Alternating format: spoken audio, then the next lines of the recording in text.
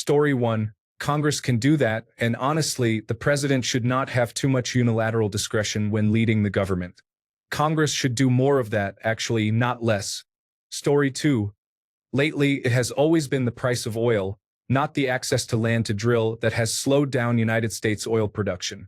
We know where oil is, and most access is on private land. So passing a law allowing drilling, or in fact even President Biden's oil ban, is really just political posturing and has little impact on oil production as oil companies plan on keeping production steady to ensure high prices. Story 3.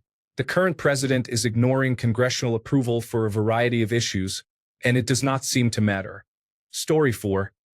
I do not have any problem with any legislation that will limit the power of the presidency.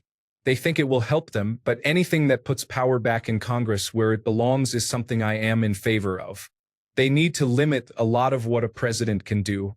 All this executive order issue needs to stop. I do not care which president is doing it. Story 5. Republicans are once again doubling down on the past. They do not see the future, and in the long run, it will ruin the country. Story 6. DOJ has set the precedent that ignoring whatever Congress passes is acceptable, and the Supreme Court has established the precedent that the president has absolute immunity. Story 7. What if a president uses an executive order to grant himself the power to bypass the ban, and then separately passes an executive order to ban it? What if Congress passes a bill that restricts the president from being able to use an executive order to grant himself the power to bypass the ban? What if the president uses an executive order to grant himself the power to bypass the restriction against? Story 8. I think it is all academic. Green energy is here to stay. In some places, it is cheaper than fossil fuels. It has reached the point that oil companies do not even want to drill more. There have been several drilling rights auctions over the last couple of years where no one even bid. Just straight up. The oil companies all said, "No thanks, we do not want any more drilling rights." That trend will continue. Less oil is going to be consumed, leading to less need for drilling. We will not need to forbid drilling because the drillers will not want to drill. Story 9. First of all, I haven't heard about this. Do you mean that it passed both houses and has been signed into law by President Trump? I have a hard time believing this wasn't filibustered by the Democrats. Story 10. I think there should be a bill to prohibit current and future presidents from starting commercial wars without congressional approval. Story 11. There are a lot of things the president should not be able to do without approval. Pardons and executive orders seem to be outside the checks and balances realm, in my opinion. Story 12. On the one hand, it is long past time for Congress to reclaim the power that it has carelessly handed over to the executive branch. On the other hand, of all the ways they could have done that, this is not the issue they should have started with. Story 13. I think the hypocrisy between what Republicans will allow from a Republican president and what they will not allow from a Democratic president is on full display. Story 14. Whether we drill in the United States or not is not going to change the energy return on energy invested crisis, the price of oil, it is an international market, or much else beyond national security, which actually is important and seems to be whistling over the heads of Donald Trump and the members of Congress. So we will drill. I will guarantee it. But there is not that much affordable energy-positive oil left in the continental United States, even with hydraulic fracturing. The United States uses up to over 20 million barrels of oil a day, or 7.5 billion barrels a year. There are 48.3 billion barrels left in the United States. You do the math. Story 15. Congress needs to take much more of its power back from the president. This is a strange place to begin given how Trump is running roughshod over them, but a beginning is a beginning. Story 16. I disagree with the idea of drilling for more oil, but Congress asserting its power over the other branches is always a good thing in the long run because the president should not be a king and should not be able to rule by decree. Story 17. I think those Congress people are ignorant of the precedents that has been set that the president can seal Team 6 anyone they want with zero repercussions. Story 18. We produce more oil than any other country on Earth. The problem is we do not own it. Chevron does. And when they should be paying taxes on it, they lobby not to. Other countries that produce less oil profit much more from their mineral rights.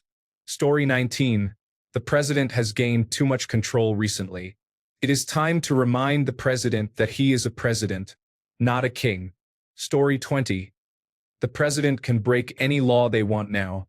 If we ever have an actually elected one again, they can do anything they want. Story 21. Honestly, it is a good idea. Congress should be making more decisions. We are in this mess in part because Congress became more and more comfortable with becoming a do-nothing factory, ceding more and more power to the presidency. Now, if someone could get gerrymandering under control, maybe the legislature could pass some decent legislation. Story 22. Sounds quite foolish and nonpartisan to me. The use of oil should be linked to the market, which is influenced by developing technologies. Tying oil drilling to politics risks drilling oil at a loss or to the detriment for other reasons. It does not make sense. Story 23. Lately, it seems like a sitting president can do whatever they want, so who cares what Congress does? Story 24. Useless grandstanding to cater to the oil industry. Congress can always override an executive order. Story 25. If anything, we have learned that the checks and balances are way off. I am for reigning in the executive branch. Story 26.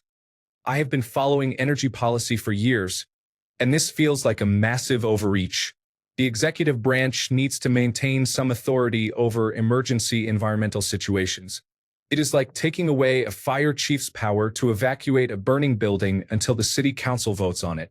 Story 27. A bill requiring the government to work as it is supposed to work? Color me floored in this current day and age.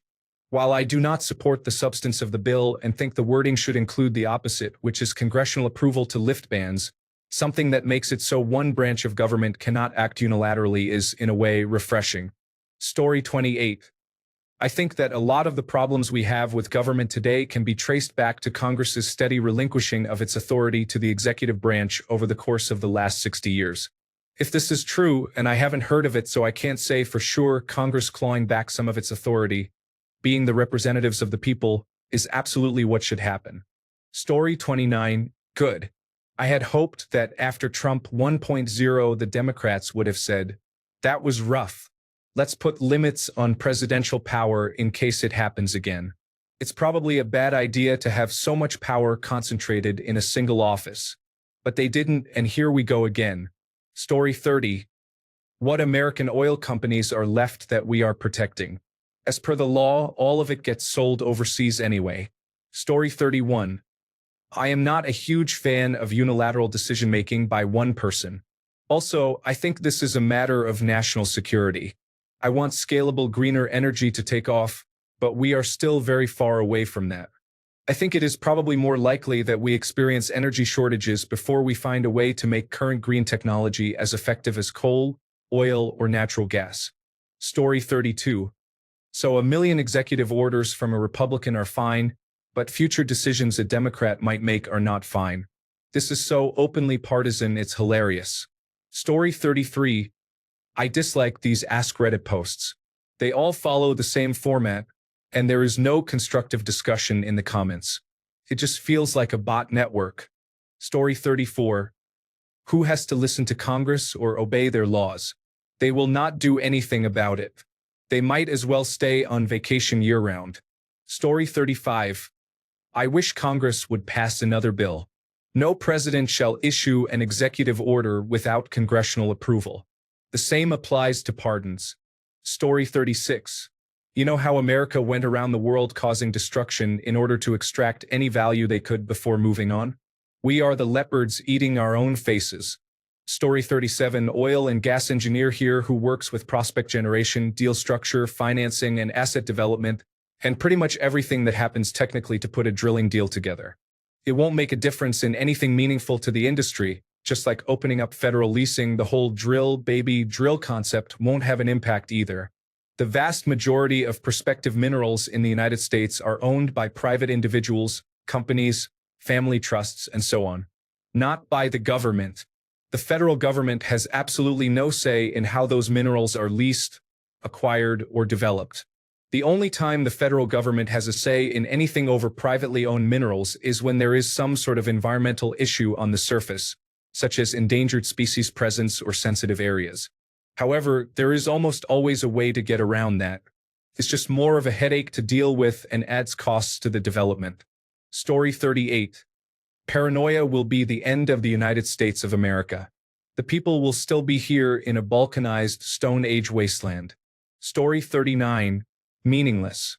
You just get your billionaire friend to do all your dirty work for you, and you can bypass Congress. Story 40. Well, seeing as a number of Congress's prior bills have been ignored by the current administration, it is not worth the paper it is written on. Story 41. I don't see it really being an issue, unless there is some specific drilling location that oil companies are eager to exploit.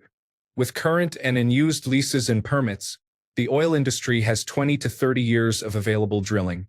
By the time anything new comes around, we should be past the point where demand has dropped. Story 42.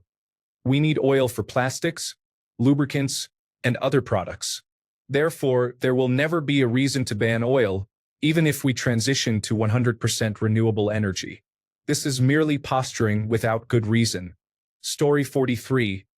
It is odd that they have an issue with bypassing Congress with all the executive orders Trump has been signing. Story 44. As this administration has shown, it doesn't matter what laws or bills are passed. A president with a group will trample over them anyway and do as they please. We have seen just how flimsy laws and bills are these days, so yes, go ahead, my friend. One day in the future, someone is going to tear up that piece of paper and say, "What a foolish decision. How did they not realize the importance of our planet?" Story 45. When I am president, I am going to have all of the Trump crew arrested. That is what I think of his ultimate insult, the will to add destruction to the earth. Story 46. Well, at least big oil shareholders will be rich enough to hide in their bunkers when the world burns. Story 47. Personally, I think we should be buying foreign oil while it is cheap and holding on to ours since it will be worth so much more in the future. But what do I know? Story 48. I think we need to move away from fossil fuels as quickly as possible, or we are in serious trouble. I also believe that the oil industry lobbyists are doing everything in their power to prevent this, jeopardizing our future for their short-term gain. Story 49. Oil companies do not want to drill more. The last few places left to drill require too much upfront investment for a payout that is years away. There is also the fact that they do not want to invest a fairly small amount to upgrade even a handful of refineries to process the light crude we pump a lot of, which would greatly reduce our reliance on foreign oil. Story 50. I think all presidents should need congressional approval for just about everything. They can veto bills that come their way, but they cannot issue executive orders as if they were kings. Story 51. I think it does not matter because any legislation regarding the president is pointless. As we have seen in the last year or 5, a president can do whatever he wants. Story 52. The president can do whatever he wants. Congress can impeach him and remove him from office. Our Constitution is flawed. Story 53. My country doesn't have a Congress. Extreme Buyer 1969. Did you mean to post this in Ask Americans? Story 54. This happened? It seems reasonable. It's a serious problem when a company can spend hundreds of millions on a project and then, on a whim, the whole thing gets blocked because of a new administration. Story 55. This is a signal that the United States is going to continue pretending to be tough on China while simultaneously giving concessions to China hand over foot. This is setting the Chinese up nicely to be the leader of the world, especially in clean energy, in a quicker time than most expected. Story 56. Considering Congress has already given up all the power that they once had. This seems a bit self-indulgent. Story 57. I believe in spirit this is supposed to be the function of the United States Congress. However, they did not do this to preserve their own power or to serve the mechanisms of their government. They did it because their oil overlords told them to make it harder. Story 58. The bill Congress passed. Layer upon layer of malleable and easily ignored proclamations with no guarantees of enforcement. As is being vividly demonstrated at this very moment. Impeachment 3. Story 59. I am mildly against it. However, I also do not care at all because it has no chance of becoming a law unless the Republican Party ends the filibuster in the Senate. If they do that, no one is going to care about or remember this bill. Story 60. Doesn't matter because the Supreme Court said the president can do whatever they want as long as it is a presidential act. But we all know that immunity is only for the MAGA party presidents. Story 61. It goes both ways, right? Like no expansion without congressional support? Thank you, I will be here all week. Don't forget to tip your servers and bartender. Story 62. With how fast we are moving away from oil and how little new drilling companies want to do, this is all political and has not really impacted. Story 63. Pretty hilarious considering that they have literally no power right now. I don't know how they think they will enforce that. Story 64. I think if your life changes significantly based entirely on who is in the White House, possibly 1,000 miles away from you, it means the president has too much power. Especially if you are not in the military or politics. Who the president is should not significantly change the day-to-day lives of most people. That is how I feel about that. Story 65. The executive branch has the duty and constitutional authority to protect us in various ways, including banning oil drilling in protected areas when Congress will not act. Story 66.